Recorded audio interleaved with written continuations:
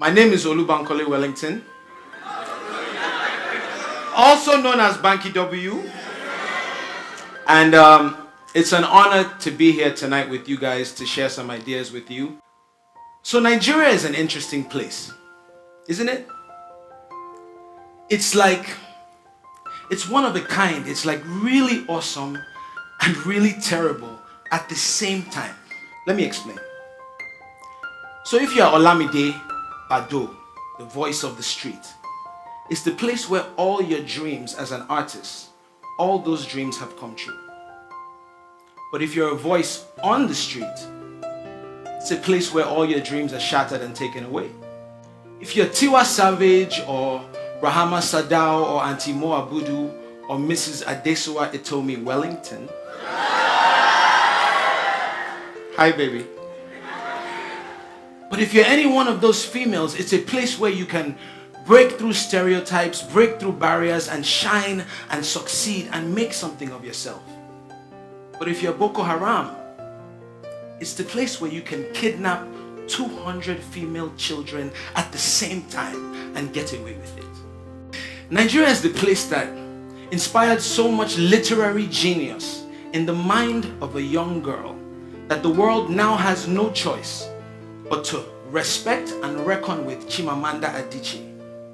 But Nigeria is also the place where a senator can marry a 13-year-old and get away with it. Nigeria is the birthplace of the legend that is Fella Anikulapo-Kuti. Okay? Most of us can agree, arguably he's the greatest, most iconic musician in our history. But it's also the place where songs that Fela wrote in the 70s sound like they could have been written last week.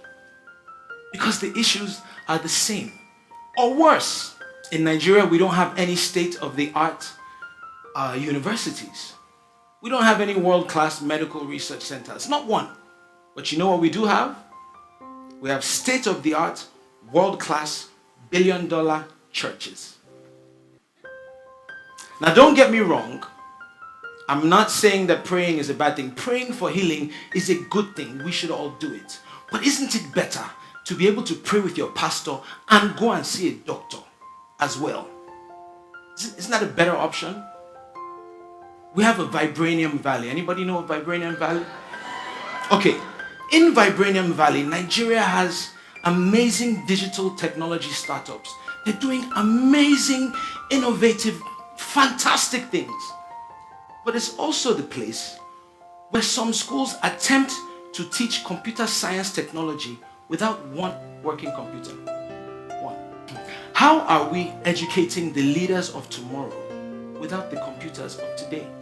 What good is having a House of Representatives if you're not actually being represented? They have the ability to make being gay illegal, a crime punishable by 14 years jail time. But they cannot save one child bride. One.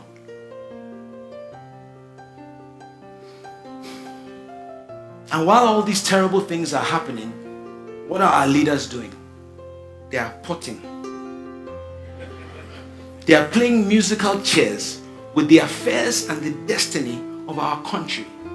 And what are we doing? We're sitting down. We are watching. We are tweeting. We are complaining, and even worse, we are picking sides and fighting on their behalf. I have news for you. When you are in a lose-lose situation, you don't pick sides, you change the situation.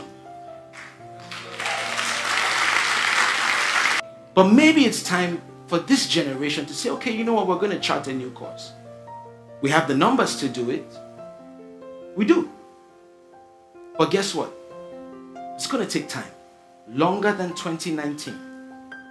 It's going to take effort, it's going to take energy, it's going to take sacrifice, it's going to take work, it's going to take blood, sweat, tears, resources, money. We're going to need to give of ourselves to build something to compete. But guess what? Difficult does not mean impossible. It's possible. I have a question.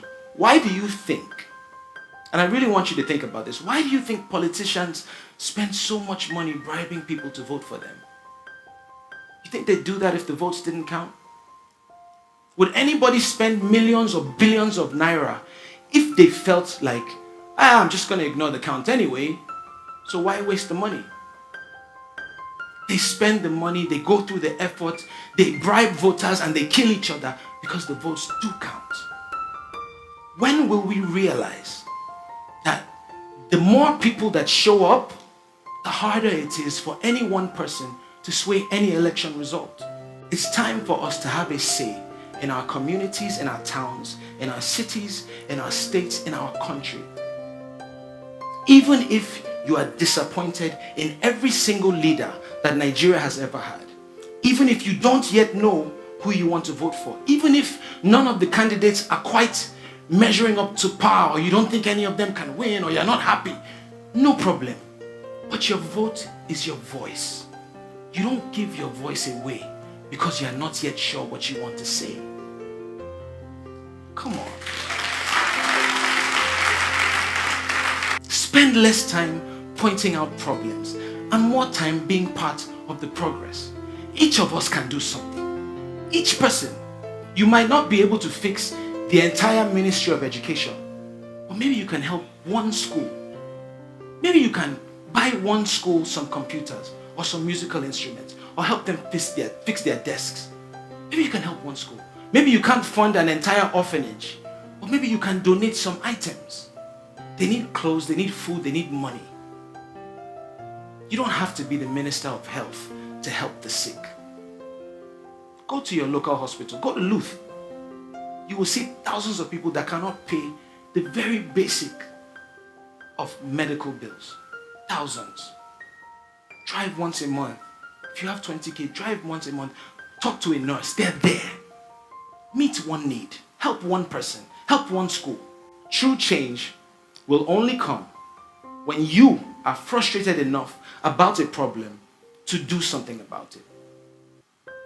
Do more than tweet. Do more than pray. We've been praying for Nigeria for what feels like an eternity. Do more than pray. It's like we've mastered the scripture that says pray without ceasing. But we have forgotten about the scripture that says faith without works is dead.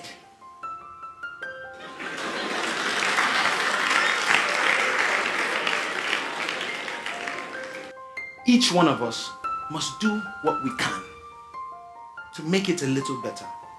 If you really, truly, sincerely want your country to be better, fix it yourself.